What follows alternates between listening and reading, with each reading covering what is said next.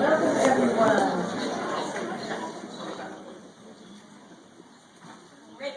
Look at all of you. A special hello to returning Smith students and especially to new Smith students.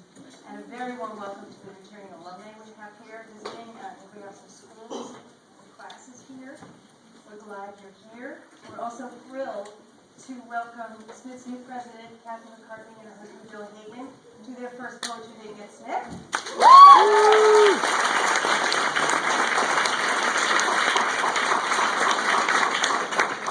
great to welcome them to the tribe of happy poetry lovers that we gathered there every few weeks during the semester. So welcome to everyone. We've had a few wrinkles lately in getting publicity out, so if you didn't get your flyer or you'd like some postcards of some of Yusef Komunyakaa's work, see the table out in the lobby next to the book table, where we have two new interns, Amber Rounds and Katie Dymek, who are doing a great job. And of course, right beside them is Bill and Emma from Broadside Books, with many things to tempt you. I know some of you have already been to visit them, and there'll be a signing after the reading. Because our website local readings page isn't up yet, I'm going to take 2 minutes to talk real fast and mention some things that are happening in the next weeks before our next reading. One, I'm making an exception to our fiction events. Notable fiction reading by Smith alumna J. Courtney Sullivan, who's the author of Name and Commencement, reading from her new book, The Engagement, this Thursday the 19th. This Thursday the 19th. Yeah, that's right, it's the 17th. In the browsing room at 7:30. It's been a long day. And that's sponsored by Broadside and the English department. Another prose reading of one of our own is a book launched by Peter Rose, Post-Monitions of a Peripatetic Professor. And that's October 2nd, 4:30 in Nielsen Browsing Room. There is some poetry therein. Amy Driansky and Peter Gizzi will be at Mocha Maya's in Sheldon Falls on October 3rd at 7 o'clock. And this Sunday, Ugly Duckling Press authors, sponsored by the Juniper Dubois folk, Natalie Lyelin and Corinna Kopp, and that's at Jones Library in Amherst at 3 p.m. on Sunday. Our own next reading, we're very excited. We'll have Galway Canal here 3 weeks from tonight, right here, October 8th. Okay, but tonight we have Yusef Komunyakaa.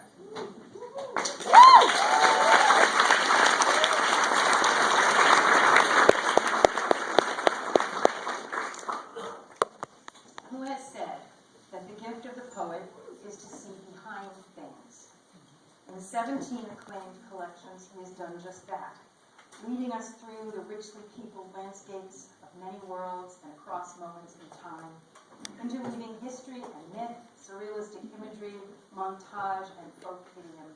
Suffused with rhythms of jazz and blues, Komunyakaa's work relies on both intense emotional logic and creative improvisation, and aims always for the surprise note, that entryway into the secret universe of each poem. In the words of Robin Selman, his poems rise to a crescendo like that moment in songs 1 or 2 beats before the bridge, when everything is hooked up, full blown. Born and raised in Bogalusa, Louisiana at the start of the Civil Rights Movement, Komunyakaa was an early witness to that dangerous and noble struggle. From 1969 to 1970, he served in Vietnam as correspondent and managing editor for the military newspaper Southern Cross. Though he spent much of his tour of duty in the field, both witnessing combat and reporting, he did not begin writing poems about Vietnam until 14 years after he returned home. Once he did write about it, he made poems that are both searing and thoughtful, possessing both immediacy and perspective. He manages again and again in his work to be both broad and spare, global in scope, and achingly personal, and turns away from simple answers, embracing the full complexity of human experience, bearing witness to the sounds of life, even in full and sometimes contradicting dissonance. One of the most important and necessary voices of our time, Yusef Komunyakaa takes on and brings the balm of music to some of the most harrowing moments in our history. But perhaps the reach and integrity that he brings to his work date back further, owing in some measure to his carpenter father's trust in both the power of tools and of words, and from whom he learned that, quote, one has to know his tools so he doesn't work against himself. The speaker taking dictation in my father's love letters notices the father laboring over a simple word almost redeemed by what he tried to say. Perhaps precision and relation to woodworking and words married inside Yusef Komunyakaa himself, and he was feeling that early weight of language when he proclaimed, "We are responsible for our lives and for the words we use." A talented musician, thinker, essayist, and educator, as well as poet, he has many laurels, very distinguished ones: the Ruth Lilly Prize, the Wallace Stevens Award, the William Faulkner Prize, the Kingsley Tufts Award, and the Pulitzer Prize for Neon Vernacular.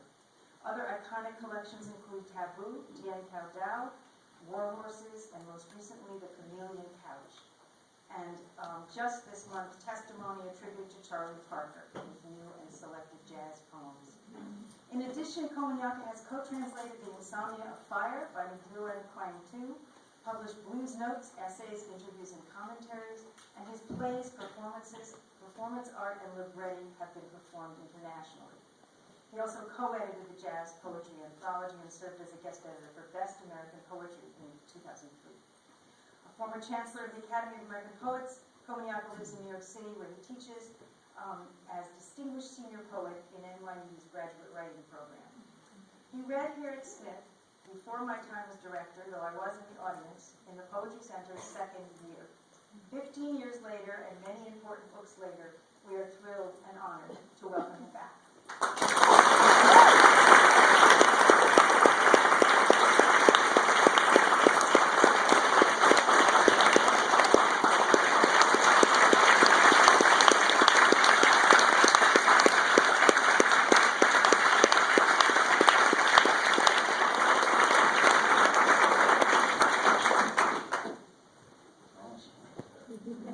Well, people, thank you for being here. What I'm going to do is probably just go across the whole, not all of my books as such, but I want to still sort of surprise myself. I'm going to start with a few more recent poems.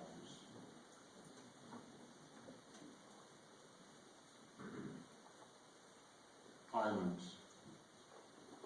An island is one great eye gazing out, a beckoning lighthouse, searchlight, a wishbone compass, a counterweight to stars.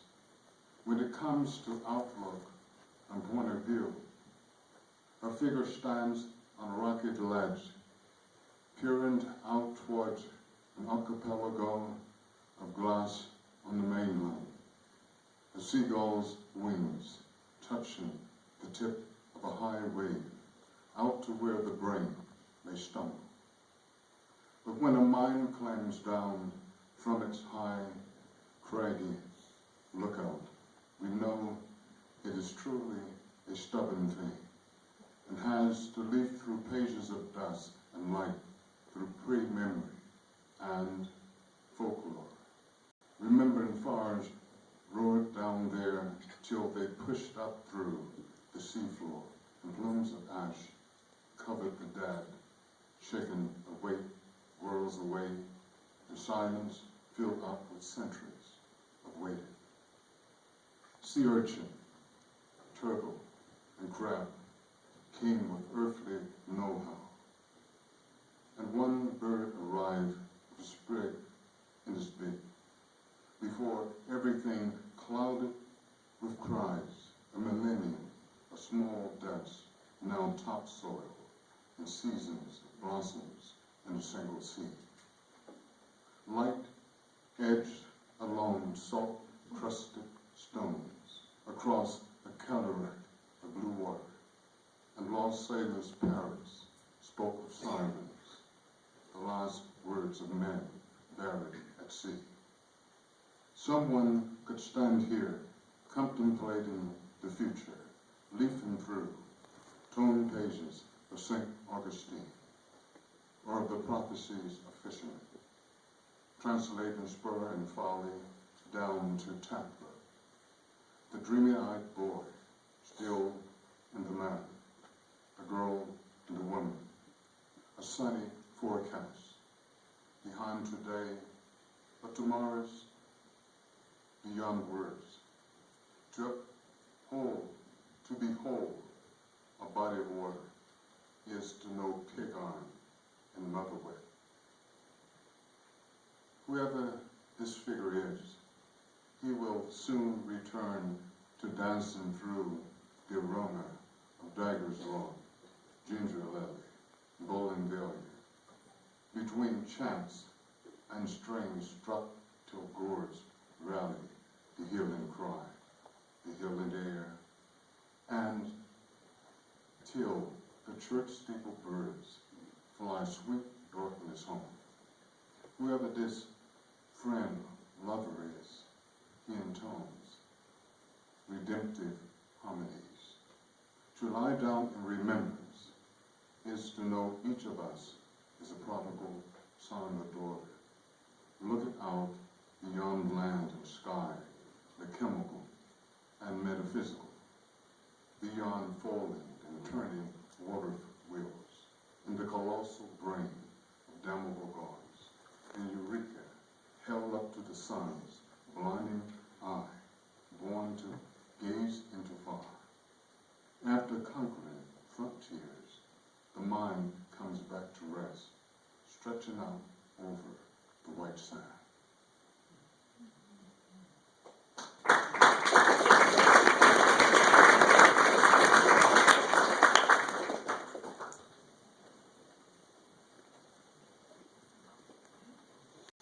I should say that poem is dedicated to Derek Walcott.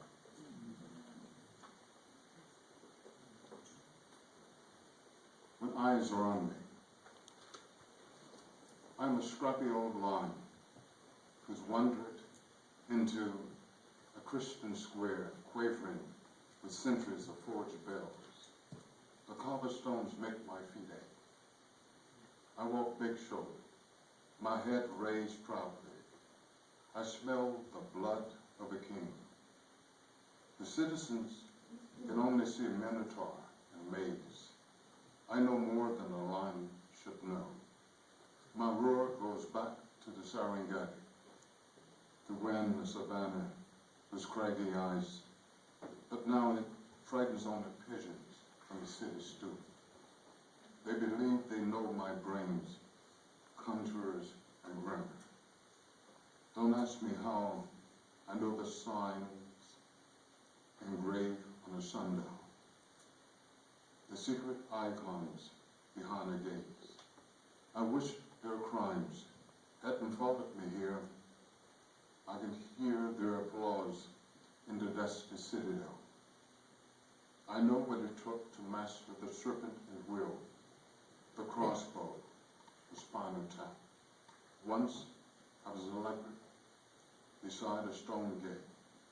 I'm a riddle to be unraveled. I am not, and I am. When their eyes are on me, I become whatever is judged badly. I circle the floor. Hunger shakes my keen sense of smell. A lifetime ahead. They will follow my paw prints till they're lost in snow at dusk.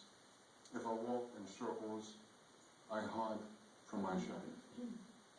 They plot stars to know where to find me. I'm a prodigal bird, perched on the peak of a guardhouse. I have a message for fate. The sunlight has shown me the guns, and their beautiful sons are deadly.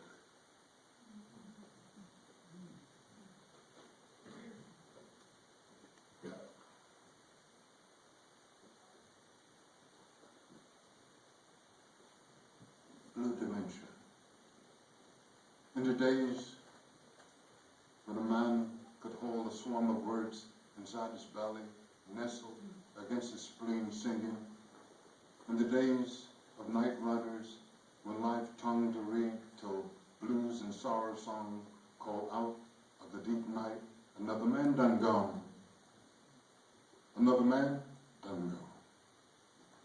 In the days when one could lose oneself, all inside love that way, and then moan on the bone, till the gods cried out and someone asleep. Today, already, I've seen 3 dark-skinned men discussing the weather, the demons and angels, gazing up at the clouds, squinting down into iron grates, along the 5 streets of luminous encounters. I double-check my reflection in plate glass and wonder, am I passing another Lucky Thomason, a Marion Brown, cornered by a blue dementia? Another dark-skinned man who woke up dreaming one morning and then walked out of himself dreaming? Did this one dare to step on a crack in a sidewalk, to turn a midnight corner, never come back home? Or did he try to stare down a look like Chevrolet into his heart?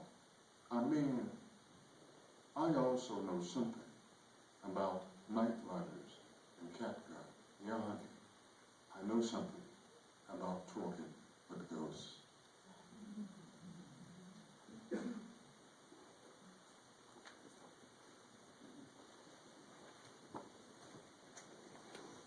Okay, I've kind of sort of just move around the text a bit. This next poem is a poem entitled Safe Subjects. And I wrote this poem when I was in graduate school. And I think it taught me something. I'm not going to say what it is. Safe Subjects. How can love heal the mouth shut this way?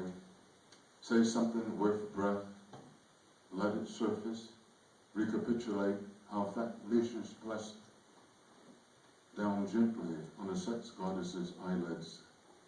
Let truth have its way with us, like a fish hook holds to life, hold dearly to nothing worth sand. Pull it up, bring it with it, hoard facts, knowledge, that the fine underbone of hope is also attached to inner self underneath it all. Undress, no, don't be afraid even to get Satan mixed up in this acknowledgement of thorns, meaning there's madness in the sperm, in the egg, fear of breathing, and its blood sac, true accounts not so easily written off the sad book. Say something about pomegranates. Say something about real love. Yes, true love, more than hooded lips and hooded legs and sorrow's dark room of polish and blues. Let the brain stumble from its hiding place, from its cell block to the edge, to come to itself, sharp-tongued as a boar's grin and summer moss, where a vision rides the back of God at this masquerade, redemptive as a straight razor against a jugular vein, unacknowledged and unforgiven. It's truth we're after here, hurting for, out in the streets where my brothers killed each other's daughters, and guardian angels in the opera of dead on arrival. Say something that necessitates us behind the mask as we stumble off into neon nights, to loveless beds, and a second scan of loneliness.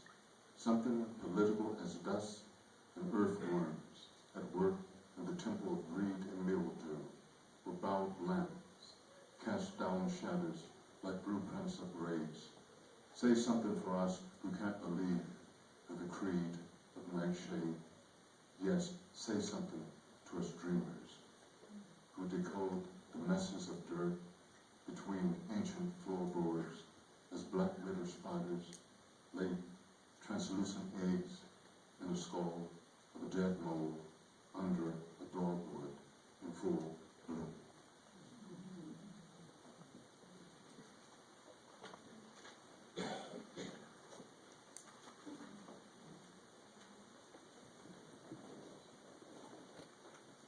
die or disappear. The cry I bring down from the hills belongs to a girl still burning inside my head. At daybreak, she burns like a piece of paper. She burns like a foxfire in the vine-shaped valley. A skirt of flames dances around her at dusk.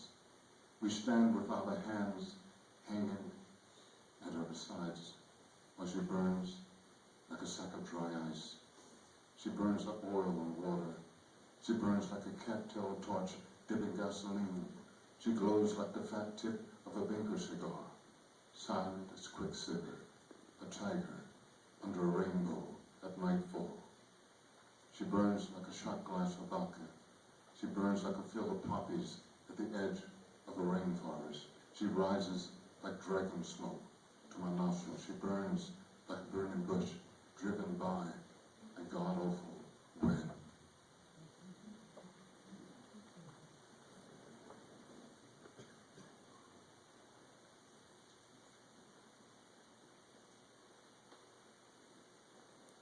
Heaven's fullest thanks. Thanks for the tree between me and the sniper's bullet. I don't know what made the grass wait seconds before the Viet Cong raised his soundless rifle. Some voice always followed, telling me which foot to put down first. Thanks for deflecting the ricochet against that anarchy of dust. I was back in San Francisco, wrapped up in a woman's wild colors, causing some dark bird's love call to be shattered by daylight when my hands reached up and pulled a branch away from my face. Thanks for the vague white flower that pointed to the gleaming metal, reflecting how it is to be broken like mist over the grass as we played some deadly game for blind gods. What made me spot the monarch on a single thread tied to a farmer's gate, holding the day together like an unfavored guitar string, is beyond me. Maybe the hills grew weary and leaned a little in the heat. Again, thanks for the death hand grenade tossed at my feet outside July. I'm still falling through its silence. I don't know why the intrepid sun touched the banner, but I know that something stood among those lost trees and moved only when I moved.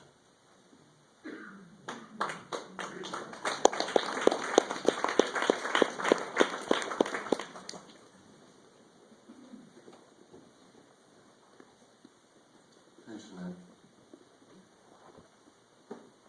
My black face fades, hiding inside the black granite. I said I wouldn't, damn it. No tears. I'm stone. I'm flesh. My clouded reflection eyes me like a bird of prey, the profile of night slanted against morning. I turn this way. The stone lets me go. I turn that way. I'm inside. The Vietnam Veteran Memorial again, depending on the light to make a difference. I go down the 58,022 names, half expecting to find my own, and letters like smoke. I touch the name Andrew Johnson. I see the booby trap's white flash, name shimmer in a woman's blouse, but when she walks away, the name is still on the wall. Breaststrokes flash, the red bird's wings cutting across my stare, the sky, a plane in the sky. A white bat's image floats closer to me, then his eyes look through mine, the window. He's lost his right arm inside the stone.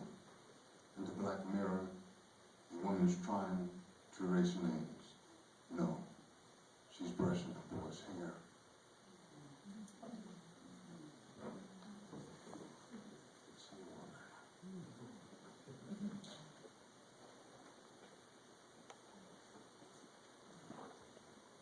You know, I said I wouldn't write about Vietnam anymore. And I was teaching at at Stanford for a quarter, and I woke up one morning, and I wrote this poem, which is a prose poem. I should say what it deals with. It deals with the fact that 14 or 15 young black men in Vietnam threw themselves on grenades. And I suppose to save members of squads, platoons, I'm still trying to make some sense out of it. So let me find the poem.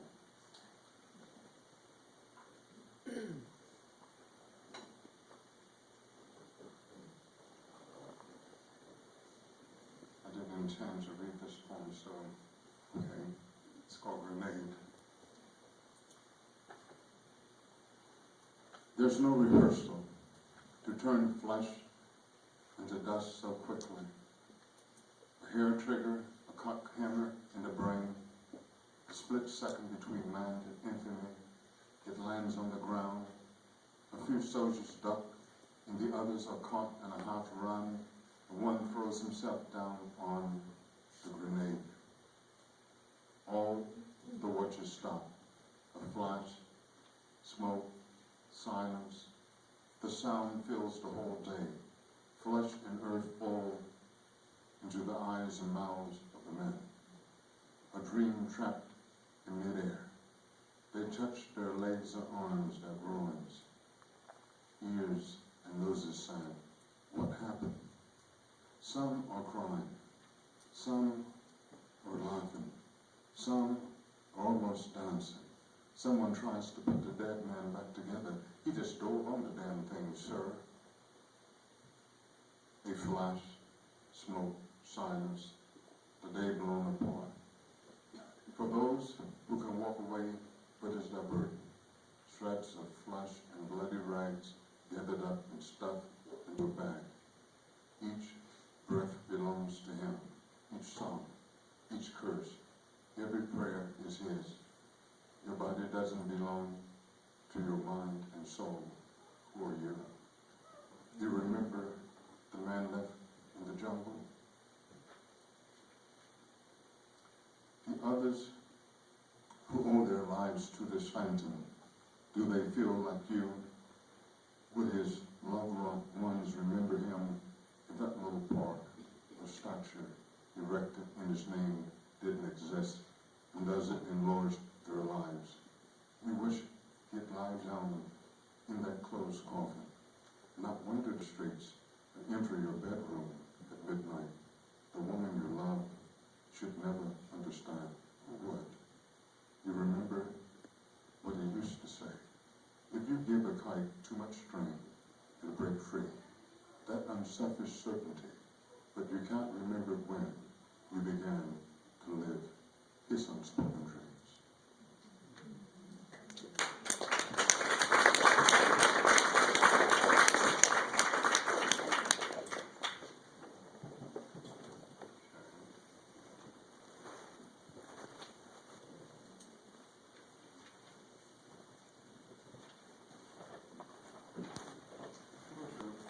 Read a few poems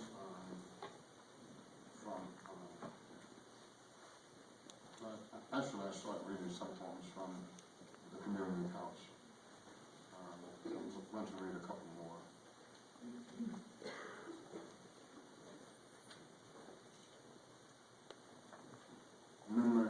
Memory of the murdered professors at the Avalon. They fired a bullet into the head of each question, trying to kill Kant's unending argument with Hegel. They burned laws, moral codes in the Golden Mean. Anyone serving tea or cookies to death, looking or acting as if he knew love stood before the firing score. All questions had to go. Pronoun and now. If it crawled on busted kneecaps, whimpering, or begging for mercy, it was still half of a question. The little skyscraper of glass boxes, sunlight strikes the same time of day at a certain angle outside Zacatecas. Looks like condos where nimble ghosts still stand up to the darkest answers. No, I can't hear one voice pleading, but I do hear gusts coming down from the hills. No, you're wrong again. The crow perched on the totem is real. Look at how the light lifts off its wings. But I wish I could understand what it is he's trying to say. I think I heard a name.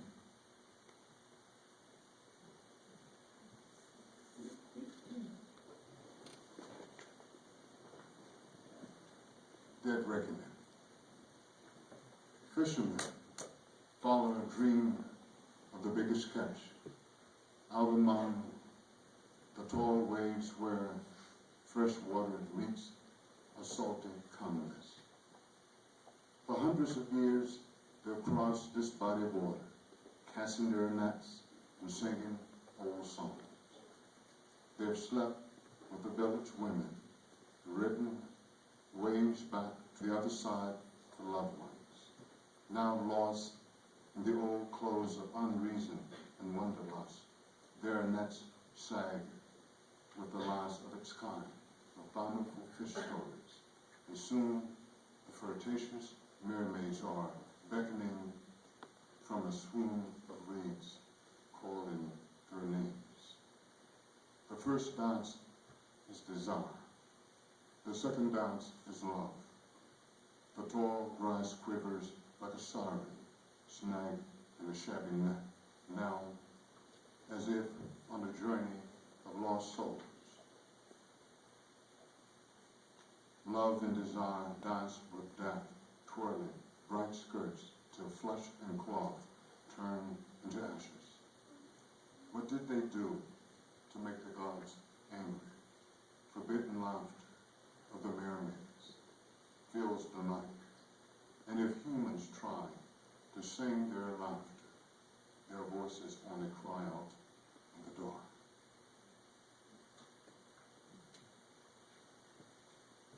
Just a few last points.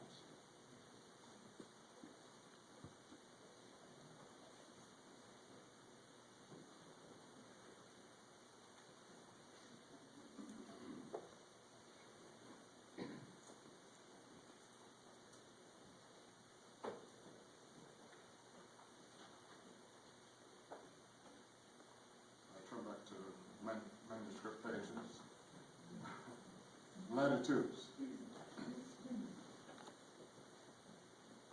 If I'm not Ulysses, I am his dear, ruthless half-brother. Strap me to the mast, so I may endure night sirens singing my birth when water broke into 1,000 blossoms in a landlocked town of the south. Before my name was heard in the womb-shaped world of deep, sonorous waters. Storms ran my ship to the brink, and I wasn't myself in a kingdom of unnamed animals and totem trees, but never wished to unsay my vows. From the salt-crusted timbers, I could only raise a battering ram across where I learned God was ribbon for spurs. If I am Ulysses, made of his words and deeds, I swim with sea cows and mermaids in a lost season, ate oysters and poison berries to approach the idea of death tangled in the lifeline slack on that rolling barrel of a ship. Then come home to more than just the smell of apples, the heavy oars creaking, the same music as our bed.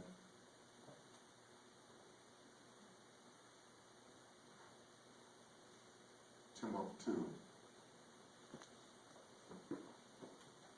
I sing an elegy to the city of 333 saints for their crumbly old temples and mosques, for everything that stood for centuries against dust clouds, for the nomads herding trees of life across the desert, along trails camels once hauled salt to rafts woven on the river Niger, before the empire of Songhai fell to daggers conjured at midnight. The griots speak of an epic memory of stars on the sand.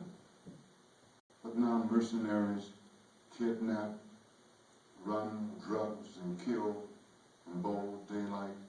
Blood money brought them to Libya, and more blood money took them home, vanishing stolen guns and grenades. When Lord Byron intones in Don Juan, where geography finds no one to oblige her, I hear my name, and no one stands up to prophecies, wearing out the tongue, standing on the other side of limbo against the modern as a metallic eye drones overhead. Medieval clouds may promise safe passes or escape routes out of Mali, but the God-fearing have broken open too many nights, so pale, so dark and ancient, no one can remember the face of death at the kicking in or the drums.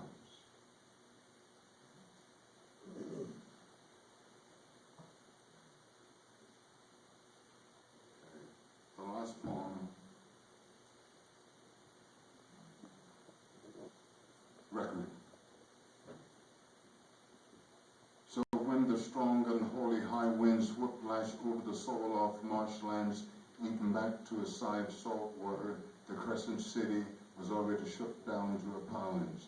Her floating ribs, her spleen and backbone, left trembling, in her old world facades and postmodern lethargy, lost to waterlogged memories and quick-claim deeds, exposed for all eyes, damnable gaze, plumb lines and heart-throb, balance and water taper.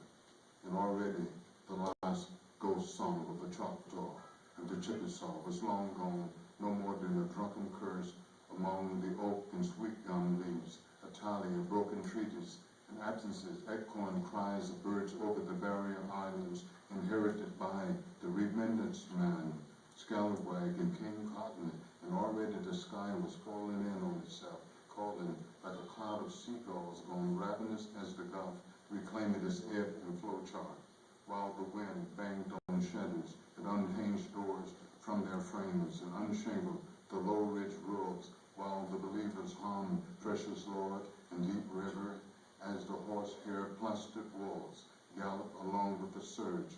Already folklore began to rise up from the buried Ladygag and sluice, hustling beneath the Big Easy, rolling between and through itself, caught in some downward tug and turn, like a whirl of love affairs backed up in a stalled inlet, a knelt-down army of cypress, a testament to how man dreamt land out of water, where bedrock was only the heart's bumping grind, the deep dark churn and acceleration blows it down to those unmoored timbers.